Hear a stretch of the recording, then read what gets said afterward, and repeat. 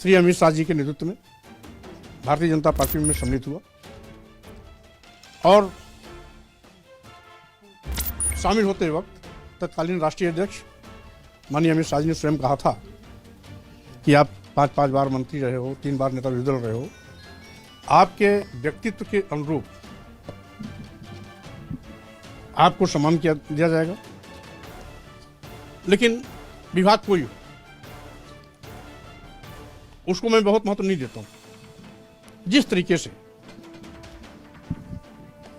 विपरीत विचारधारा में रह करके भी भारतीय जनता पार्टी की उत्तर प्रदेश की योगी आदित्यनाथ जी के नेतृत्व की सरकार में श्रम सेवा योजन एवं समन्वय मंत्री के रूप में बड़े मनोयोग से मैंने विभागीय उत्तरदायित्व को निभाया।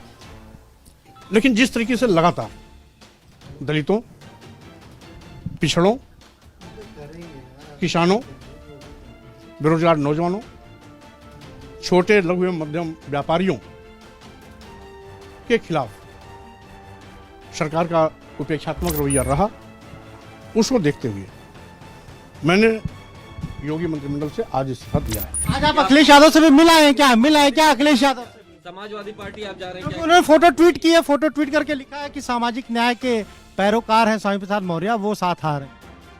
अभी हमारी उनकी बातचीत होनी है और स्वाभाविक रूप से मैं राजनीतिक व्यक्ति हूं तो कोई न कोई राजनीतिक फैसला तो लूंगा ही। इसी बीच मैं अपने प्रदेश के और देश के समर्थकों के साथ बातचीत कर रहा हूं और जो उनकी आम राय होगी, कहां जाना है, किसके साथ खड़ा होना है, मैं उनके विचारों का सम्मान करते हुए निर्णय 1-2 दिन में लूंगा। बीजेपी के राष्ट्रीय अध्यक्ष को भेजा इस्तीफा, आपने पार्टी से इस्तीफा दिया कि नहीं दिया?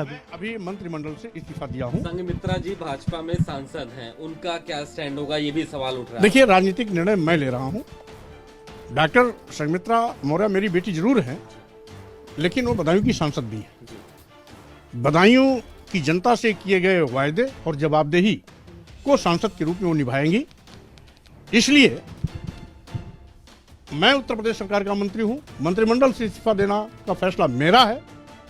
इससे मेरे घर परिवार, बेटी या बेटे से कोई लेना देना नहीं है।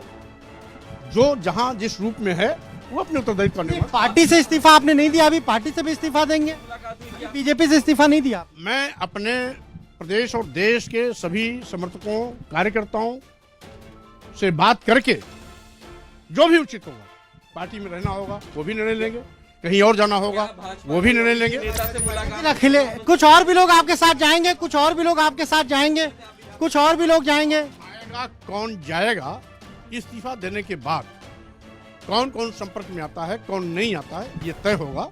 इसलिए बिना बातचीत किए मैं किसी प्रकार की भविष्यवाणी नहीं कर सकता। आखिर क्या वजह रही मौर्य जी, आखिर क्या वजह रही आपको आज आपको याद आया कि इस तरीके की स्थिति है? देखिए, मंत्रिमंडल की सामूहिक जिम्मेदारी का मैंने निर्वहन किया। तमाम विपरीत परिस्थितियों और विचारधारा में रहते हुए भी मैंने बिना किसी शिकन के, निसंकोच, भरपूर विभागीय जिम्मेदारी का निर्वहन किया। मुख्यमंत्री योगी आदित्यनाथ से नाराजगी है आपकी, क्या मतलब? क्या वजह क्या रही? कहीं ना कहीं तो नाराजगी है। देखिए, मैं व्यक्ति विशेष को दोषी नहीं बताता हूं। भारतीय जनता पार्टी के यशस्वी, देश के यशस्वी प्रधानमंत्री माननीय नरेंद्र मोदी जी,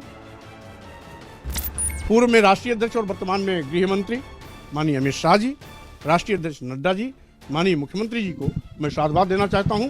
जो इनके सानिध्य में रह के स्नेह प्यार मिला, उसके लिए इनको धन्यवाद देता हूं। तो आप सानिध्य में आप धन्यवाद भी दे रहे हैं, फिर छोड़ भी रहे हैं। जिस तरीके से दलितों, पिछड़ों, किसानों, बेरोजगार नौजवानों और इसके साथ ही साथ छोटे लघु मध्यम व्यापारियों के साथ उपेक्षात्मक रवैया हुआ और इनके विरोध में कार्यक्रम चलाए गए, उसको देखते हुए मैंने मंत्रिमंडल से लोग ये भी कहा जा रहा है कि आप जल्द सपा ज्वाइन करेंगे। आप ये नहीं कह रहे, आप उस पर कुछ नहीं कह रहे, सपा में जाएंगे नहीं जाएंगे? राजनीतिक ठिकाना ले रहे हैं। मैं मंत्रिमंडल के सामूहिक उत्तरदायित्व को निर्वहन करने में कोई कोरप्शन नहीं की। 5 साल तक मैंने उसका निर्वहन किया।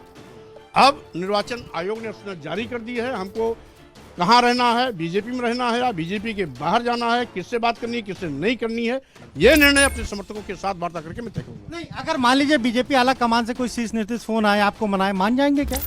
हम किसी से बात न करने का मैंने संकल्प नहीं लिया। हम बात सबसे करेंगे, लेकिन निर्णय क्या करना है हमारे कार्यकर्ता समर्थक बताएंगे।